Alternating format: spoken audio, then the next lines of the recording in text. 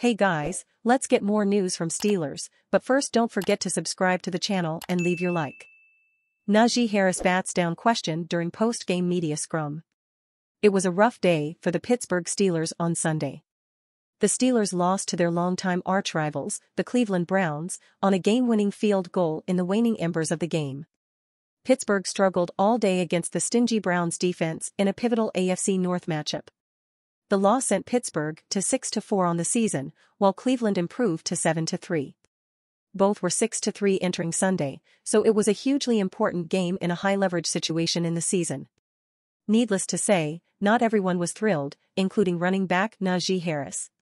Harris answered questions during the post-game media scrum at his locker. He, however, batted one question down that caught the attention of many on Sunday. The former Alabama running back had ranted that he was tired of situations like what happened on Sunday. According to the New York Post, a reporter asked Harris if everyone has a team-first attitude in Pittsburgh. Harris had a response, but not one that answered the question. The Post wrote that Harris told the reporter, "I'd rather not talk about the team, I'll just talk about me and my performance." Obviously, it's Harris's prerogative to talk about what he wants during the post-game scrum. He at least attended and partook, so nobody can ding him up for that response. It's perhaps only noteworthy if there's a divide elsewhere. Considering there was a reported dust-up on the sidelines in Cleveland between a Steelers player and a coach? Well, Harris's comments may be revealing a bit more truth than he probably wanted to, if that divide has furthered. The Pittsburgh Steelers offense was hard to watch Sunday. Then again, it has been hard to watch most of the season. The Steelers looked good on offense in preseason, and all that proved was that a lot of what we see in preseason is meaningless. The Steelers haven't been good on offense, and it was really bad against the Cleveland Browns. The Steelers gained 249 yards and lost 13-10. If not for Jaylen Warren's great 74-yard touchdown run, the day would have been even uglier. Afterward, running back Najee Harris was frustrated when he spoke to a group of reporters in the locker room. It's not unusual for players on a losing team to vent. But the Steelers are 6-4. Harris gave a brutally honest quote that acknowledged the way the Steelers are winning is unsustainable. Pittsburgh has been outgained in every game this season. You can look at it two ways, Harris said, via the Post-Gazette. You can look at the record and say, okay, we're still good right now. Or you can look at the record and be like, if we keep playing this type of football, how long is that *** going to last?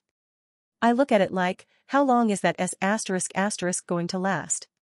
Steelers make 4 moves, including signing DB Eric Rowe to practice squad.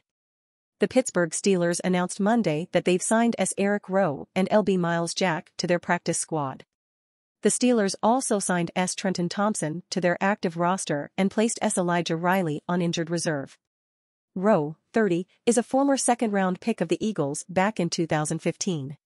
He was traded to the Patriots for a conditional fourth-round pick in 2016. Rowe made a base salary of $705,000 for the 2018 season before signing a one-year contract worth $3.5 million. He later joined the Dolphins on a 3-year, $18 million extension with $7 million guaranteed in 2019.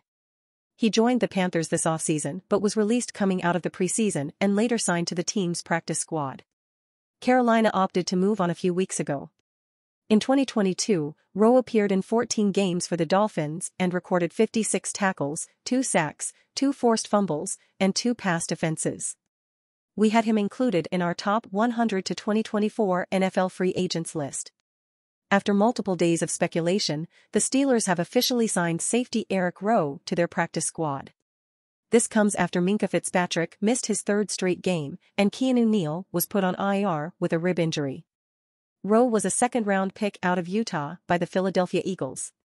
He spent 1 season with the Eagles before being traded to the New England Patriots. He spent the next 4 seasons with the Patriots and spent the last 4 seasons with the Miami Dolphins. Report: Kirk Cousins reveals who he wants to play for in the future.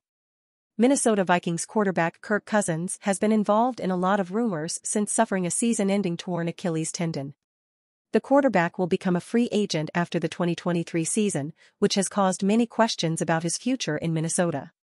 He will definitely be one of the most targeted free agents during the offseason, and Cousins has made it very clear where he would like to play to finish out his career. Cousins has been with the Vikings for the past 6 seasons and has established himself as one of the best quarterbacks in the league, making him a fan favorite. He was asked about his future in Minnesota, to which he told reporters he would like to play for the Steelers, but doesn't know what will happen when free agency discussions begin to swirl. "Certainly your mind goes there and you know what's coming," the veteran quarterback said. "But similar to what we said in April or August, March will happen in March. February will happen in February. These conversations will happen, but it is not yet time. I just believe there's more to the story, that's what I truly believe at the core of my being." Cousins finished his 2023 campaign with 2,331 yards, 18 touchdowns, and 5 interceptions. Since his injury, Joshua Dobbs has replaced him as the starter, and he has made a great initial impression, which has sparked rumors that Cousins could be moved to another team in the offseason. Minnesota is currently 6-4 and in second place in the NFC North Division. They have won 5 straight games since a 1-4 start to the season and have been the hottest team in the league despite Cousins' injury. The veteran made it clear that he would like to play for the Steelers. "If Dobbs continues to play well and takes the team to the postseason, we could see the team considering the possibility of trading their franchise quarterback." The Minnesota Vikings are bracing for a confirmed season-ending tear in quarterback Kirk Cousins' right Achilles tendon, an injury that will have a cascading impact on the organization's short and long-term future. Speaking after the Vikings' 24-10 victory over the Green Bay Packers, a thrilling win that pushed their campaign to 4-4 after an 0-3 start, coach Kevin O'Connell said the team was fearing an Achilles tendon injury. ESPN's Adam Schefter reported that Cousins ruptured his Achilles tendon, a result the team said it would not confirm until it subjected him to additional testing. But amid a stunned post-game locker room, O'Connell said, "It hurts to know that it's more than likely that he won't be able to continue progressing in what truly looks to be his best season as a professional." Playing in the final season of a contract that ends in March, Cousins entered Week 8 leading the NFL in touchdown passes, 16, and ranked second in passing yards, 2,057. On Sunday, he completed 23 of 31 passes for 274 yards and 2 more touchdown passes when he suffered the injury.